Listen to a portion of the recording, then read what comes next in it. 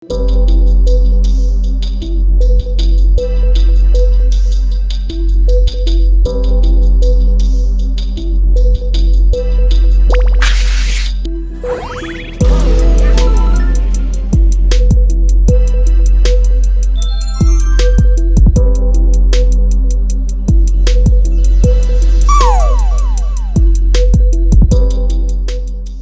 Mario Galaxy is a complete banger of a video game. It was the third 3D adventure and the first major Mario adventure for the Wii. When I first got this game for Christmas in 2007, it felt magical. There's something so simple yet so complex about the game, and I still play it to this day now that it's on the Switch. You can tell there was a lot put into the game, and it expands on the lore of the series in a lot of ways. You lose the water pack from Sunshine, but you gain the ability to bend gravity and run around these wonderful design levels, and they're always so much fun to move through. It came out during a year of gaming that was, in a lot of people's opinion, one of the best years for gaming, and this one really didn't miss. I used to watch endless videos online of the game before it came out, being shown at like expos and game conventions, and I can remember having my mind blown when I saw the first gameplay of the Mega Leg boss and thought to myself, oh wow, the Wii is going to be so much more powerful than the GameCube.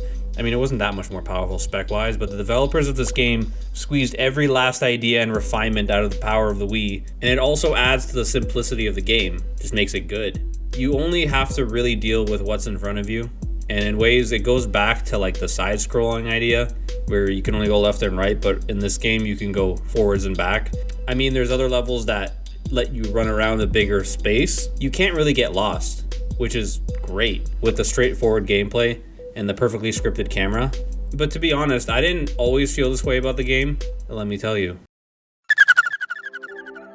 As an adult, I can heap praises on the game because I understand it now, but I have to be honest, I struggled with this new concept when I first started playing it when I was a kid.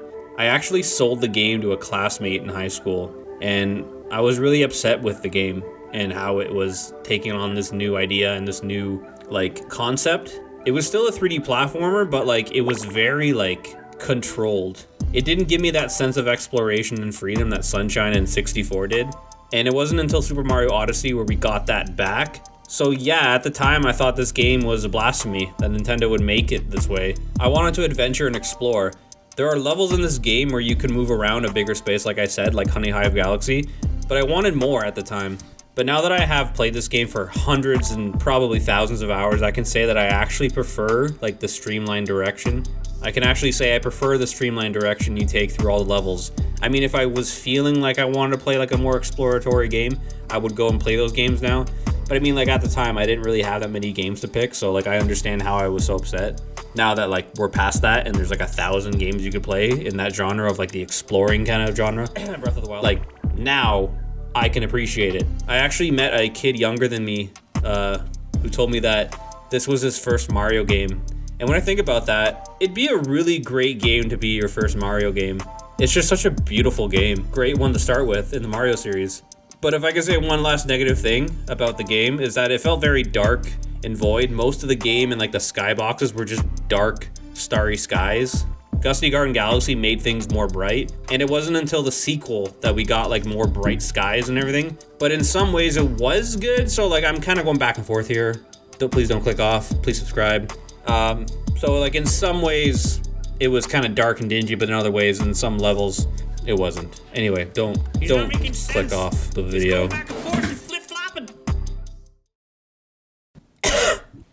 This game had a huge impact on the gaming industry at the time. There were games like Flip's Twisted World and Sonic Lost World that took a lot of inspiration from this game.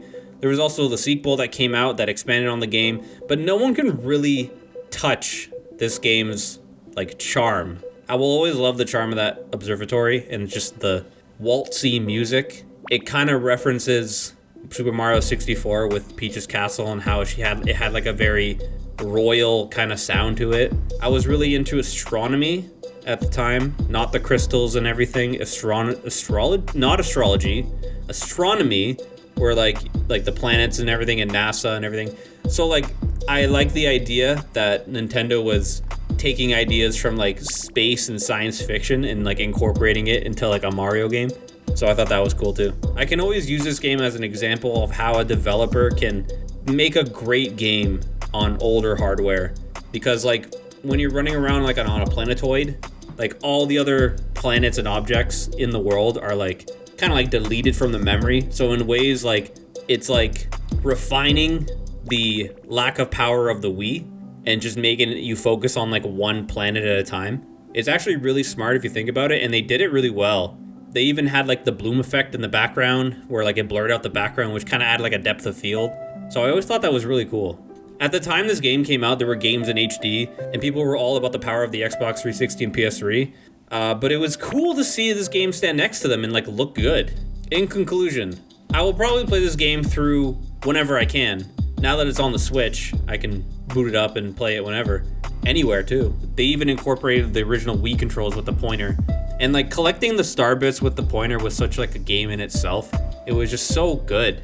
Once you collected all the stars as Mario, you can play through the game as Luigi, and Luigi runs faster and jumps higher than Mario. Run faster, jump higher. So it was always like a more fun playthrough. Plus you already know the game, so playing through it again was actually nice to like experience.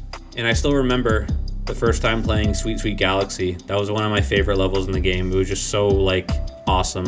And yeah, so I have so many favorite moments from this game. And I tried to capture as many of them as I can while collecting gameplay for this video. I'm using the Luigi playthrough for like gameplay for this video.